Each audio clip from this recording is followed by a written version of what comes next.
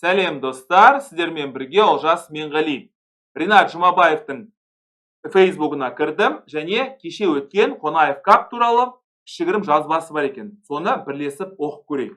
Кеттік. Халықаралық Қонаев Кап жарысы аяқталды. Уақыт деген гибрид болды. Не рапид емес толығымен блиц емес. Рапид дегеніміз сол 15 минут қосылған 10 секунд көбінесе, ал блиц дегеніміз 3 минут қосылған 2 секунд. Әрбір жүріске рапидте 10 секунд қосады, ал блицте 2 секунд қосады. 9 партия бір күнде 300 қатысушы және басым бөлігі әрине өте жас балалар. Балалардың бір жерде осылай шоғырлануын көрмегелі бірталай уақыт болды дейді.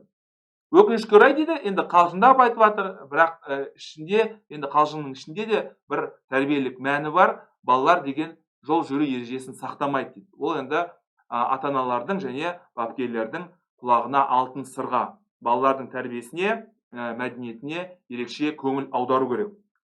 Жарыс деген шахмат мейрамы болды. Қаншалықты қиын болса да 300 адам, 9 партия бір күнде десе, бәрібір ұйымдастырушылар жоғары деңгейде өткізді деп отыр және керемет болды деген сияқты. Мен көбінесе басым бөлігі жарысты танымалдығына және таратылуына өзімнің үлесімді қостым дейді. Келесі шахмат жарысы өте үлкен қызығушылықты тудырды. Өйткені жарысқа тіркеу 2-3 күн қалған кезде тоқтатылды дейді. Неге? Өйткені адамдардың саны өте көп, ал бірақ залдың сыйымдылығы ондай мүмкіндік жоқ деген сияқты.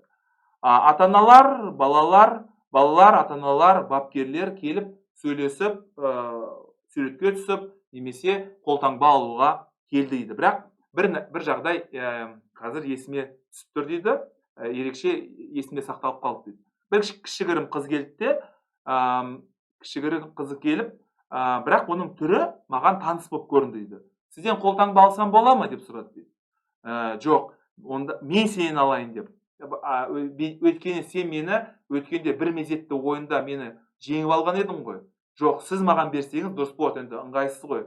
Ол партия мен жазып алдым және есімде деп. Ал Ринат Атағалиева жоқ, мен ол партияны барынша ұмытуға тырысып жатыр. Ол сеанс дейді, осы партиялар 3 жыл бұрын бір мектептерде өткізілді, Қазақстан Республикасының тәуелсіздік күніне арналған 16 желтоқсанға.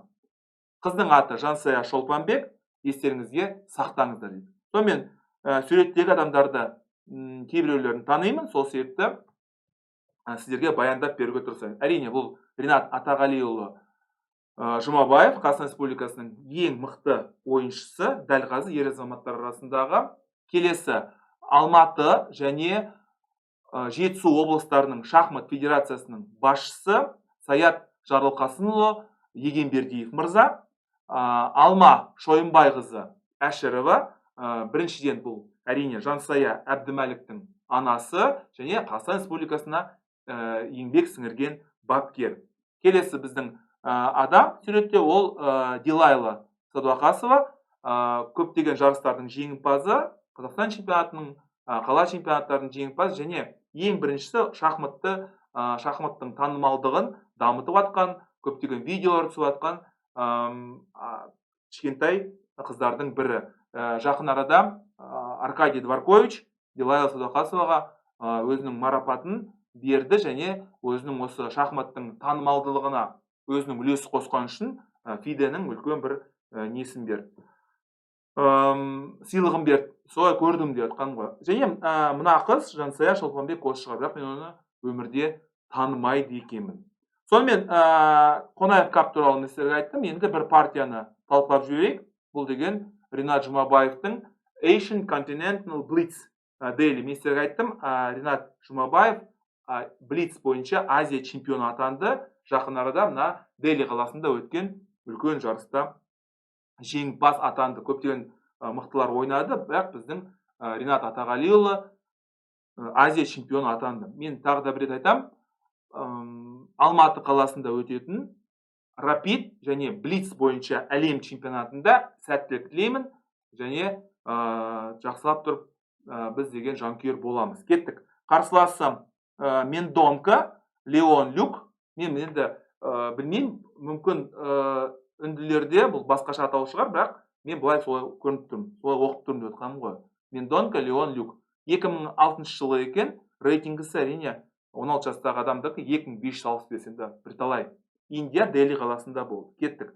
Тағы бір рет ескертем, бұл блиц, сол себепті қатты сынаудың немесе бұған ерекше мән берудің қажет жоқ, өйткені блицте кейбір шешімдер тез арада қабылданады, сол себепті кейбір нәрселер түсініксіз болуы мүмкін. Сонымен ATF3, ATF6, G3, D5, піл G2, E6, C4.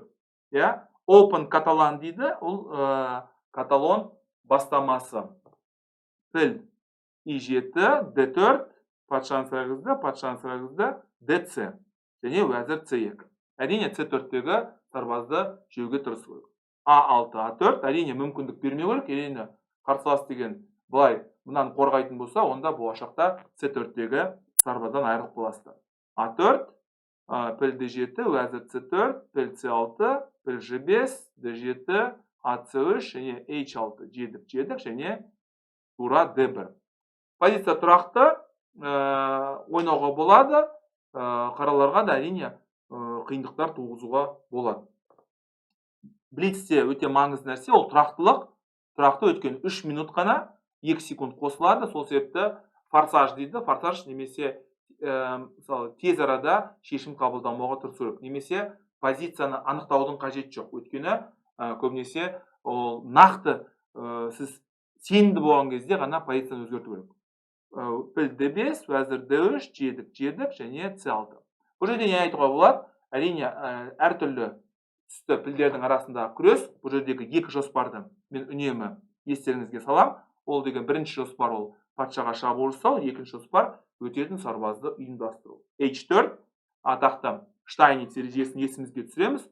Орталық тұрақты болатын болса, онда емін-еркін оң қанатта немесе сол қанатта шабуыл жасақ болады. A5, H5, уәзір B6, уәзір C2, әрине B2-дегі сарбазды бермейміз. Тура F, D8, E3. Бұл жерде Ринат Атағалиұлы атақты Капабланка ережесін жақсы сақтайды, пілі ақ, ал бірақ сарбаздарын қара түске орналастырып тұр. D5, әрине толығымен айырбастаудың қажет жоқ, өйткені белгілі бір күрделілікті сақтап қалуға тырысу керек. Егер де сақтамасаңыздар, әрине бәрін айырбастасаңыздар, онда тең түсеміз. Ат E4, D7, патша G2, былай D2, уәзір E4, C1, C4. Әрине E4-тегі мүмкіндігі азырақ, ал бірақ C4-те мүмкіндік көбірек. F6 негізгі орталыққа қойды, және A8. Әрине недегі кешіріңіздер, қазір көрсетем. Мына жағдайды әрине мына сарбазды бермеуге тырысады. D8, F4, былай E4. Сонымен ақырындап Ринат Атағалиұлы орталықты басып алуға тырысты, ұтымды жағдайды пайдаланды және орталық толығымен басып алуға тырысты. Уәзір A7, кешіріңіздер, басылып кетіп жатыр. Кешіріңіздер, былай F4, B4, содан кейін, мына жерде тоқтадық қой, A7, уәзір E3, піл B4, D3. Бұл жерде тағы да бір рет ескертем, атақты Филидор ережесі 3-ші және 6-ші қатарда ауыр фигуралар ерекше ұнатады. C8, D1, C7. Және бұл жерде біз атақты Арон Исаевич Немцовичтің ережесін есімізге түсіреді. Орталықты барынша күшейтуге, нығайтуға тырысуларыңыз керек. B3, уәзір A6, уәзір E2, A7, B2, былай және негізгі орталыққа сарбазды орналастырды. Былай және піл E4. Өте тұрақты пілдің артқа қайтуы күмәнді болып қалды. Сол себепті әрине Мендонка Леон қазір белгілі бір іс-әрекет жасауға тура келіп тұр. B5, D2, жедік. Және бұл жерде піл мен аттың арасындағы күресті де бір айта кеткен жөн. Жедік және B4. C3, біздің ең басты мақсатымыз D4-тегі сарбазды бақылауда ұстауымыз керек. Өйткені D4-тегі сарбаздан айырылып қалсақ, барлық шашылып қалады. Былай C4, F4, жедік, патша H3. Әрине D4-тегі сарбаздан айырықталдық, бірақ бұл блиц, сол себепті қатты қапа болудың қажеті жоқ. D3, F5. Иә, F5. Және жедік. Әрине, не себепті ол бұлай жүрген жоқ, мен білмеймін. D4 кешіріңіздер, неге ол бұлай деп жүрген жоқ?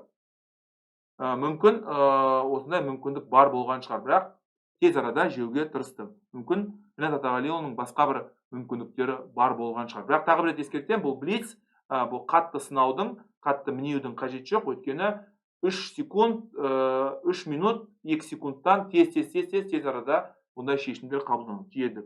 Жедік, C7, уәзір F4, былай D3. Көрдіңіздер ме?